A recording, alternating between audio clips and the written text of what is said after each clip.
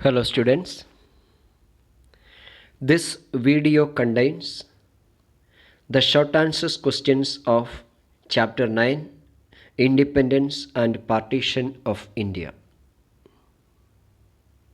There are 15 questions in the exercise, but the first 8 questions are not related to the revised syllabus. So that is typed in red color. You can leave it.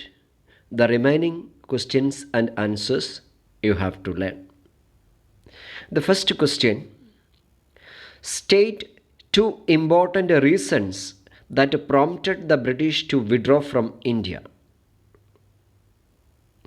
The reasons that prompted the British to withdraw from India are: the first one, the new government formed by the Labour Party in Britain supported the demands of Congress. Second, there were several revolts in the administrative agencies in India. Second question: how did the outcome of the Second World War help India's demand for self-government? The United States of America and the Soviet Union emerged as two superpowers after the Second World War. Both of them supported India's demand for freedom. Third question: what was the implication of the Group B states proposed by the Cabinet Mission Plan? The Cabinet Mission Plan proposed 3 Muslim majority provinces to be included in Group B, that is Punjab, Northwest Frontier Province and Sindh. Fourth question: what was mentioned in the Cabinet Mission Plan regarding provincial autonomy? It was mentioned that the provinces would enjoy full autonomy for all subjects other than the Union subjects. Fifth question: what arguments did the Cabinet Mission give to reject Jinnah's proposal of Pakistan? According to Cabinet Mission Plan, the establishment of Pakistan would not solve the problem of communal minorities because the number of Muslims in the remaining part of British India and the number of non-Muslims in Pakistan would be feasible.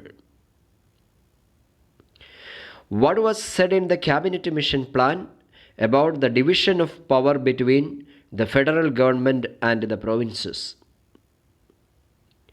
The Union government should deal with the following subjects: foreign affairs, defense, and communication. The Union would have its own executive and legislature composed of members elected by all provinces, whereas the provinces would enjoy full autonomy for all subjects other than the Union subjects. Why did the Muslim League accept Cabinet Mission proposals? The Muslim League accepted the Cabinet Mission's proposals because it felt that the grouping of Muslim majority provinces in a way meant for the formation of Pakistan. What was the reaction of the Congress to the Cabinet Mission Plan? The Congress accepted the proposals with reservations. It accepted only the part of the scheme which dealt with the constitution making.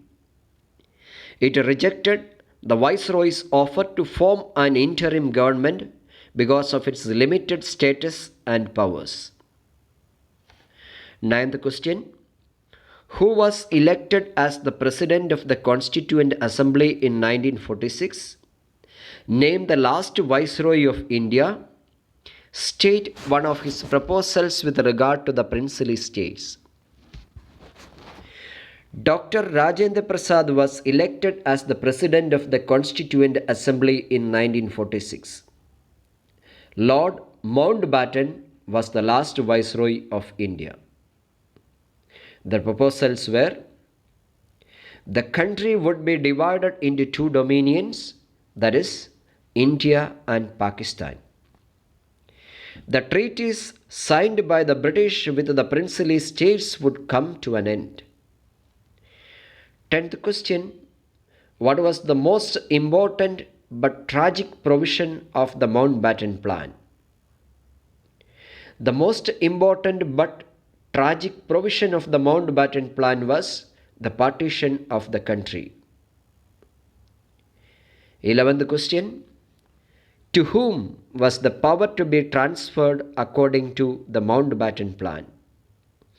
According to the Mountbatten Plan, the power was to be transferred to the Indians. Mention any two reasons why the Congress finally accepted the partition of India. Reasons for accepting the partition of India. First one: any further continuation of the British rule would mean a greater calamity for India. Second, the only alternative to partition was a federation with a weak center. A smaller India with a strong central authority was better than a bigger state with the weak center. 13th question: mention any two provisions of the Indian Independence Act of 1947. Provisions of the Indian Independence Act of 1947. First, India would be partitioned into two independent dominions, that is, India and Pakistan. Second, the princely states would be free to associate with themselves with either dominions or to remain independent.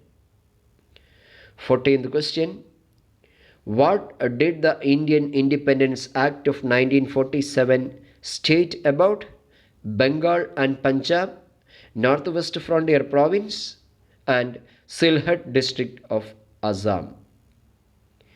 Bengal and Punjab would be divided if so desired by the people. The provincial assemblies of the two parts would meet separately, representing Hindu majority districts and Muslim majority districts, and would decide through majority vote whether they wanted the division of the province or not. A plebiscite would be held in Northwest Frontier Province as well as in Sylhet district in East Bengal to determine whether they would like to join Pakistan or India. 15th question: name the first Governor General of independent India and the first Indian Governor General of India. The first Governor General of independent India was Lord Mountbatten. The first Indian Governor General of India was C. Rajagopalachari. Thank you.